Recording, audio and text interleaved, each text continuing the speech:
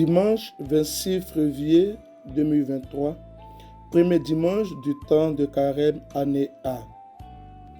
Évangile de Jésus-Christ selon saint Matthieu, au chapitre 4, versets 1 à 11. En ce temps-là, Jésus fut conduit au désert par l'Esprit pour être tenté par le diable. Après avoir jeûné 40 jours et 40 nuits, il eut faim.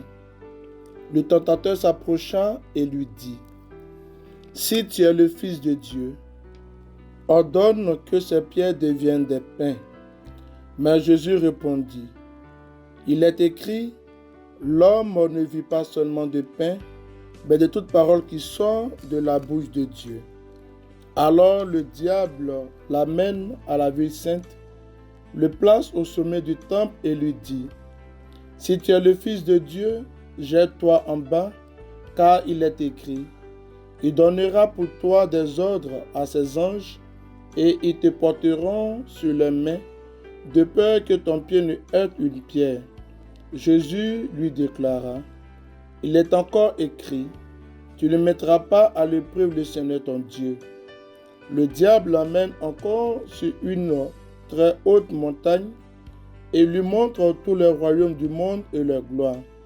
Il lui dit : « Tout cela, je te le donnerai si, tombant à mes pieds, tu te prosternes devant moi. » Alors Jésus lui dit : « Arrière, Satan, car il est écrit, c'est le Seigneur ton Dieu que tu adoreras, à lui seul tu rendras un culte. » Alors le diable le quitte, et voici que des anges s'approchaient et ils le servaient.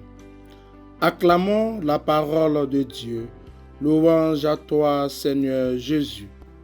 Frères et sœurs, nous voici au premier dimanche du temps de Carême, temps de pénitence et de mortification, temps de lutte contre l'esprit mauvais.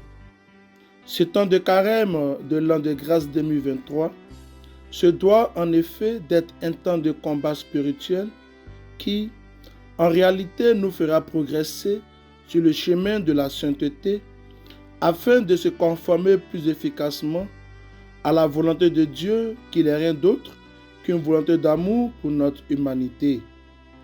L'évangile soumis à notre méditation nous invite à contempler, mieux à méditer sur les différentes réponses de notre Seigneur et Sauveur Jésus-Christ suite aux différentes tentations du diable. Dans la première tentation, il est question de la recherche effrénée du bien matériel. En tant que chrétiens et chrétiennes, comment nous nous comportons vis-à-vis du bien matériel? Quelle est sa place dans notre existence? Le plus important, c'est la parole de Dieu qui restaure, vivifie et sanctifie. Dans la deuxième tentation, il est question de la recherche acharnée de la gloire. Le Christ nous invite à la simplicité et à savoir nous contenter du peu que nous donne le Seigneur. Dans la troisième tentation, il est question de savoir qui nous adorons, pourquoi nous adorons et comment nous adorons.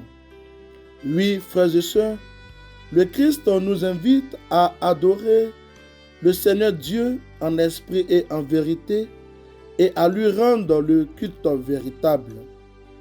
Ce temps de carême nous est donné pour asseoir une proximité avec le Seigneur.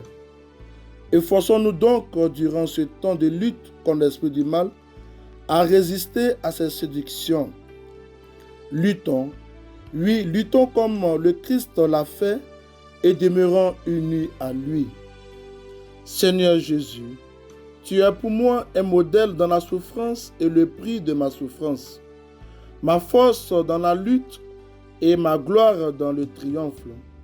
Par l'exemple de ta vertu, tu exerces mes mains au combat, et après la victoire, tu couronnes ma tête par la présence de ta majesté.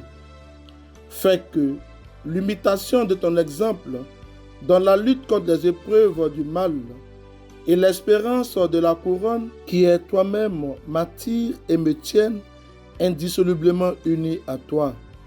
Que ce temps de carême soit pour tous et pour chacun un temps de conversion véritable et que Dieu nous aide dans notre marche à la suite de son Fils Jésus-Christ. Amen. Que Dieu nous prenne en grâce et qu'il nous accorde un bon temps de carême à chacun et à tous.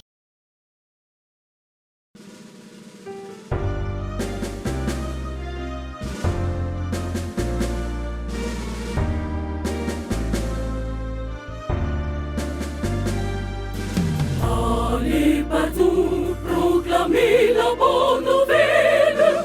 Soyez moines à la maison et apôtres dehors. Allez partout, proclamez